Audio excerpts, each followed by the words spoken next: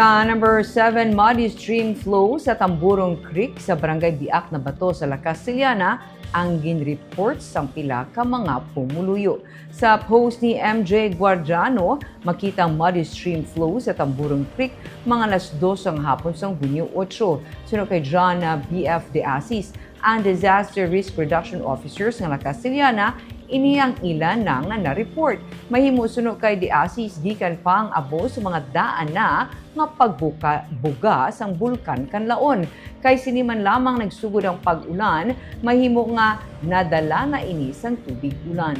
Sa ilang pag-monitor, may mga tion sa nagliligad pa nga inadlaw nga nagadaludo pero wala man sang reported nga kahalitan ini nga natuga sa mga komunidad sa palibot.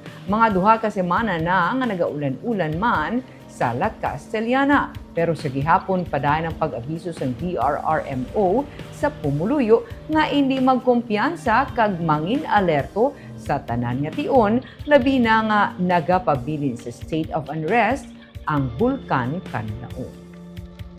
Coordination with the barangay, constant monitoring kag coordination nga constant warning sa mga residents namon nga ara sa areas nga may affectation. So nga not be complacent, hindi magkampante